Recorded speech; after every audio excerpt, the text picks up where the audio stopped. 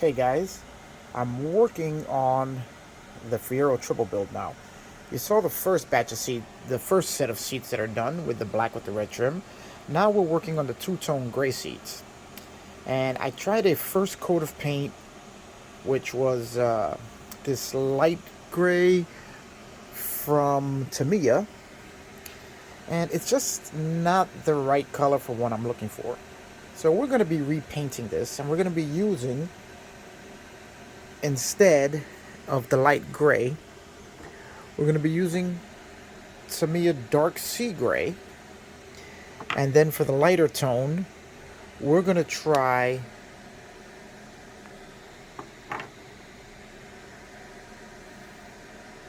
Growl RLM02 from Model Master. So we're going to be using this combination for our light and our dark gray for the seats. And we're going to see how that turns out. And see if this gives us the look we're going for the two-tone seats that Romaldo has in his car. So I'm going to give that a shot. Let's see what happens. Okay, guys, now you can see here the two different tones of gray that I have for the seats. As this one is a bit of a warmer gray color, while this one is a much cooler gray color. Now, I think the warmer gray is going to work better for what we're doing here with this car. And the lighter gray insert is going to be what's going to make the deciding factor as to whether I darken up this gray more or not. And I still think it looks a little light to me, but I'll have to see it with the light insert to make the final decision. All right, we're going to keep going. Okay, guys, now we're going to get ready to apply our second color. We're going to start that by doing what we all know we really love doing, is masking off all the areas we don't want painted. So just hang out. I'm going to do some masking, and we'll get going on this.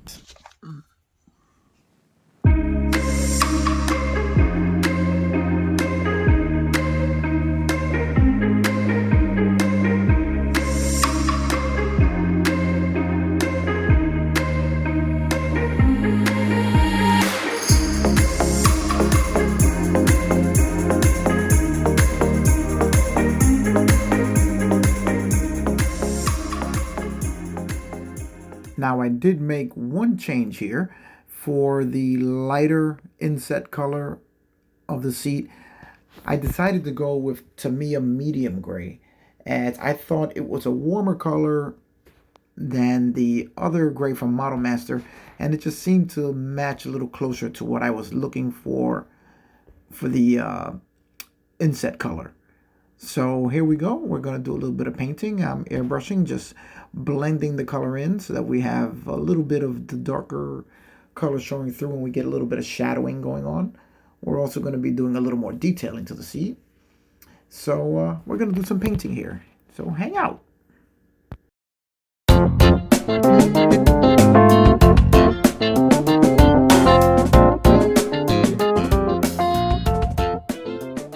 Okay, now the moment of truth. Let's unwrap this puppy and see how well we did. So far, I'm really liking the results. So it's time to remove the mask.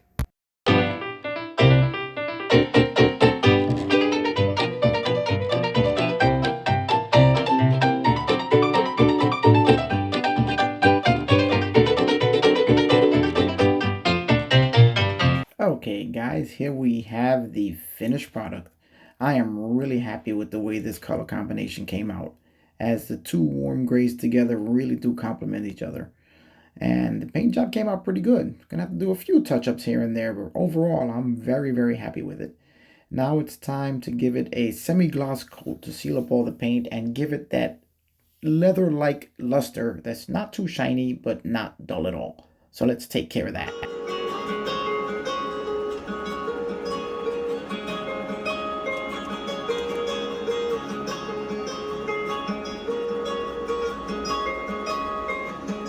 Okay, guys, in my quest to try and make these seats as close to Romaldo's car as possible, I'm making 4 more parts that will go on the seat backs. And I'm also going to have to repaint the headrests, as I just found out that his headrests are actually gray. The lighter gray, not the darker. But you'll see in a little bit exactly where this goes as we send these parts to paint. Alright guys, I'm here working on these seats again, as I did get a message from Romaldo telling me, letting me know a little more about the details that he has on his seats, and I found out that he has the original style trimming on his seat, but in a leather cover. They're probably Mr. Mike's covers, which are some of the best in the business. So I had to go ahead and recreate the trimming that goes across the backrest, which has a Fiero badge on it, and the stripe that goes across the backrest.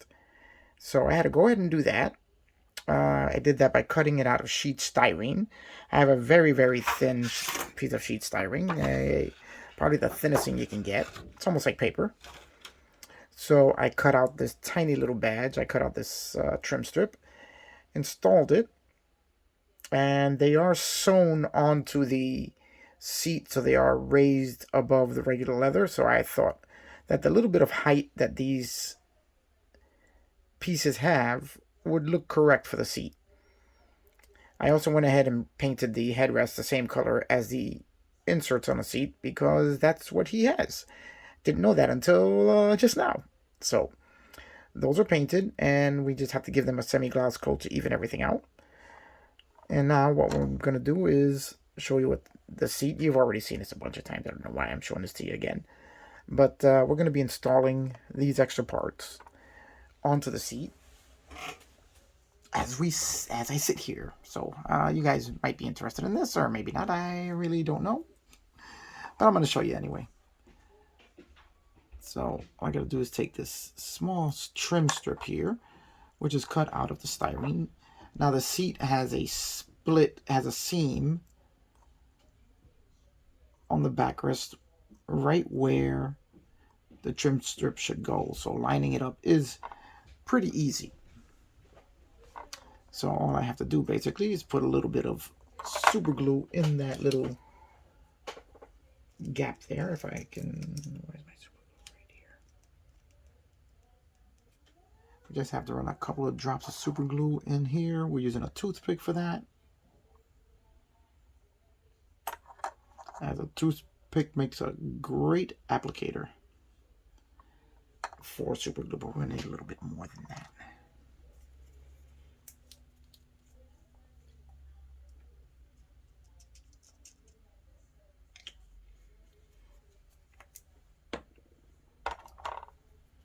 Okay.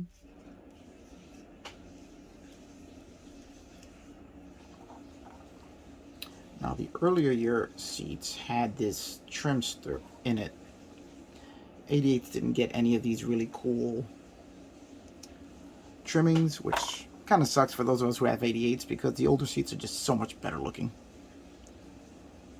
And then we're just going to take this and place it right in there. We have to make sure that it sits into that crevice there. And there we are. And now we're just going to press it down, make sure it bonds to the super glue. And there we go. Here we have our trim strip installed.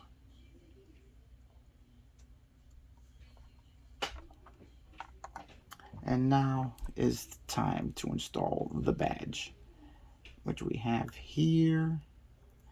I have to be very careful how we release it from the tape that I used to paint it, as I don't want it to go flying where I will never find it.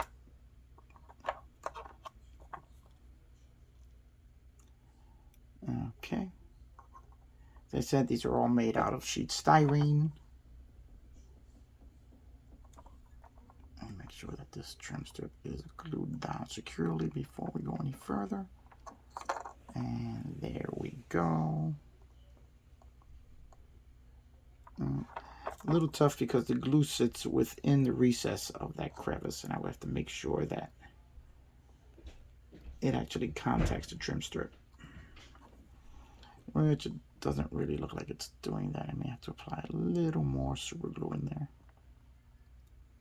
No, it's not even kind of touching the trim strip. Okay, we're going to need to apply a little bit more there.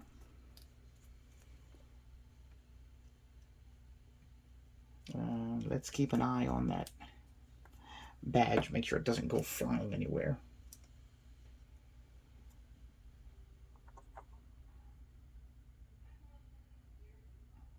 There we go. That should be enough to hold it.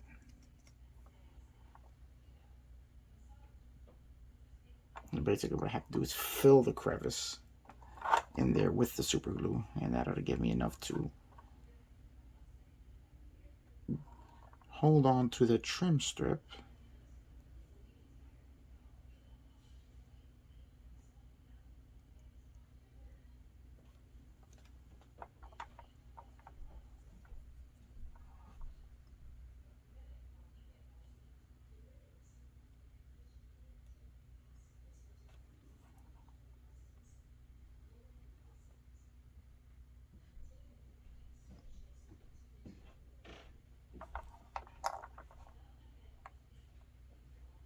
A little tricky getting it to grab right where I want it to. Okay, I think that is it. Right there. Okay. Now, once I put the semi-gloss coat over it, that'll seal the trim strip in there forever, so we don't have to worry too much about it.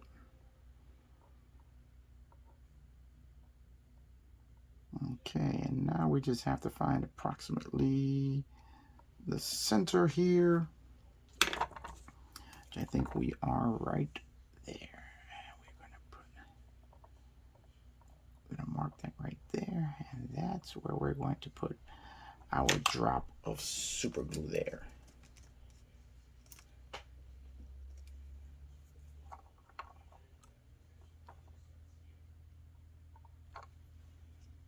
Right there, and then we take our badge. Uh-oh.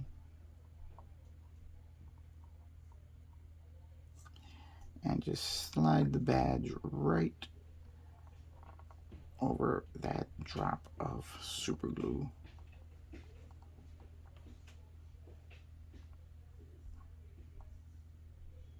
And there we go, guys.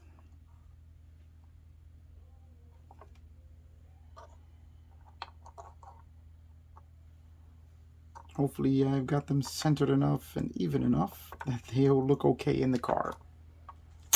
And there we have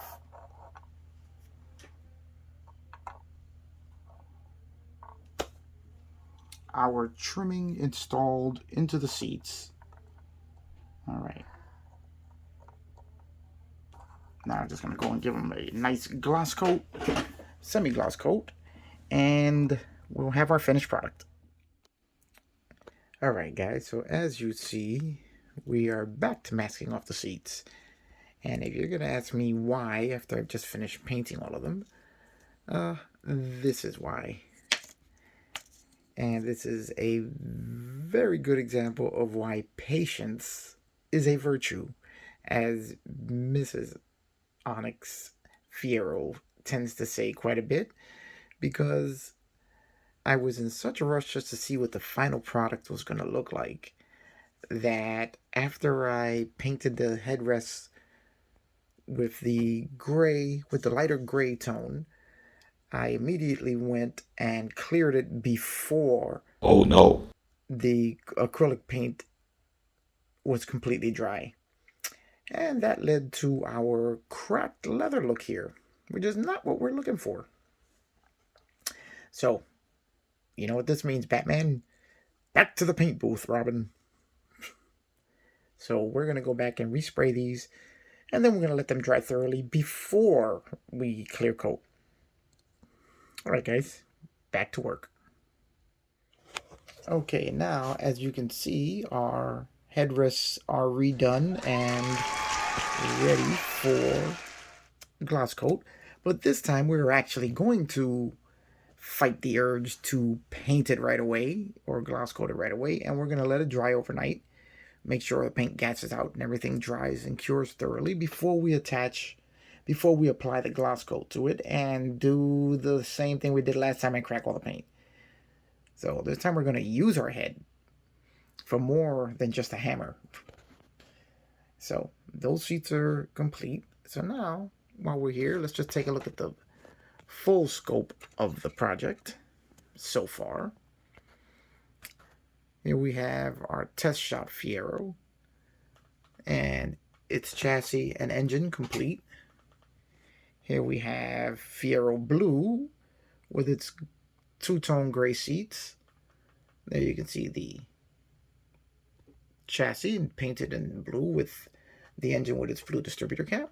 And here we have Fiero Red with its black seats, red undercarriage on the fuel tank.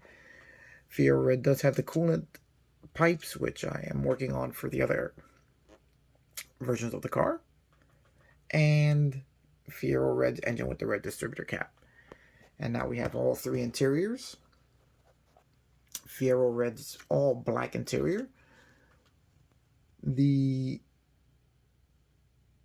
primed interior for Fiero Blue. And the test shop Fiero, which this is not the interior tub I'm going to be using, as this primer,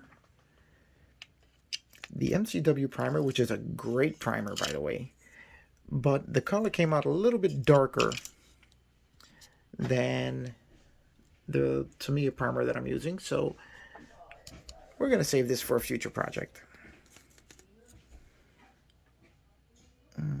And we have already primed another interior tub, and we'll be using that. And this will save for a future project. But we'll leave it here for now with the other interiors, just because it looks kind of cool to have all of them together. So let's do that. So once we get the seats all out of the way, we'll be starting on the interior tubs, where it's just going to be a lot of detailing in that. And here we have the bodies for Fiero Blue, Fiero Red, still needs a little bit of work on the roof, and the test shop Fiero. So there we go, guys. That's the current status of the project, and we'll be continuing it and moving along with lots more to come. Alright guys, that's going to be it for this video. And we're going to continue with more of the interior work in the next one, as the interior is going to be a multi-step process as we get all of the details done and get everything going for the Fiero triple build. Alright guys, I will see you on the next one.